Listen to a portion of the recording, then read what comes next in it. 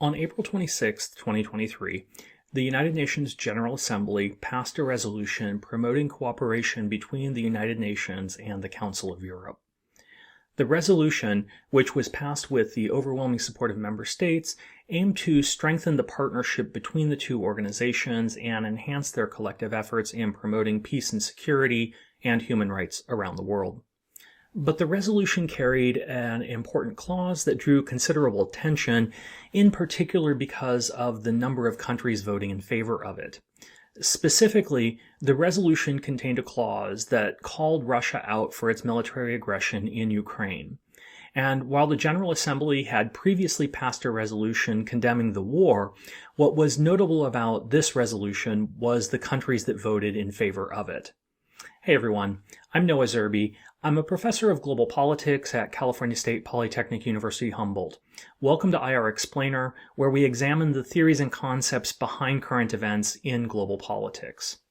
The resolution in question was adopted by the UN General Assembly last week as part of a package of 11 draft resolutions promoting cooperation between the United Nations and several regional and international organizations.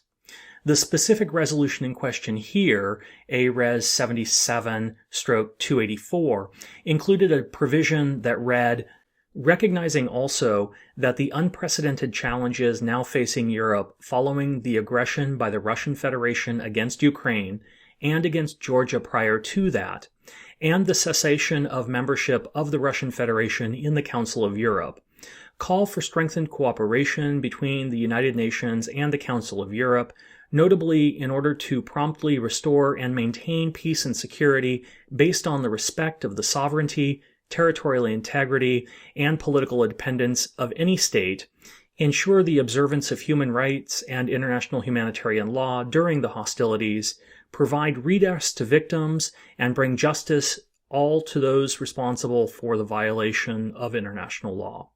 Russia tried but failed to have this language stricken from the resolution, but it's what happened when the final vote on the resolution by the General Assembly occurred that's of particular interest. In previous resolutions that condemned Russian aggression in Ukraine, a large number of countries, notably including India, China, and Brazil, had abstained, essentially declining to take a position on the question. But the vote on this resolution was overwhelmingly positive, with 122 countries voting in favor of the resolution, including China and India, and votes against it limited to just a handful of countries, namely Belarus, Nicaragua, North Korea, Syria, and the Russian Federation.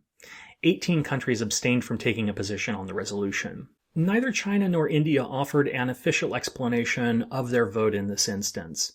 But in the past, China has been critical of the Council of Europe, particularly for its stance in issues in the arena of human rights and the promotion of democracy, and China has accused the organization of interfering in China's internal affairs.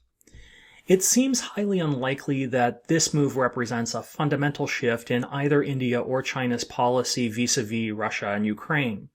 Both countries maintain close diplomatic and economic ties to Moscow, and both are suspicious of the Western-centered international order. Still, considering their previous reluctance by both countries to publicly denounce the war, the move represents an interesting development. China has been under intense pressure from the West to openly censure Russia. A 12-point peace plan issued by the Russian Foreign Ministry in February was criticized by European states for failing to use terms like war, invasion, or aggression, and instead referring to the conflict as the Ukraine crisis. China's ambivalent position, which the West views as supporting Russia, was one of the main points of disagreement during an April meeting in Beijing between Chinese President Xi Jinping and European Commission President Ursula von der Leyen. After last week's phone call between President Xi Jinping and Ukrainian President Volodymyr Zelensky, the Chinese Foreign Ministry released a statement that read, "On the Ukraine crisis, China always stands on the side of peace. Its core stance is to facilitate talks for peace." Nevertheless, the General Assembly resolution could have some important consequences. Because it explicitly names Russia as the aggressor in the conflict, the resolution effectively grants the International Court of Justice jurisdiction to prosecute Russian officials on the crimes of aggression under the Rome Statute, even though Russia is not party to the ICJ. We explored the International Court of Justice, or the ICJ, in another video, which I'll link to in this video's description below.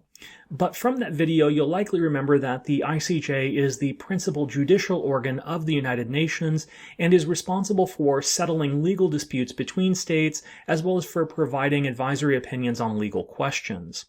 The Rome Statute is an international treaty that established the International Criminal Court and defines the crimes within its jurisdiction, including the crimes of aggression. Therefore, by explicitly naming Russia as the aggressor, the resolution could have important consequences for holding Russian officials accountable for the war in Ukraine. It could potentially lead to the prosecution of individuals responsible for acts of aggression, war crimes, or other violations of international law committed during this conflict. This could have significant implications for international law and justice, as it would also demonstrate that even countries with powerful militaries and political influence are not above the law.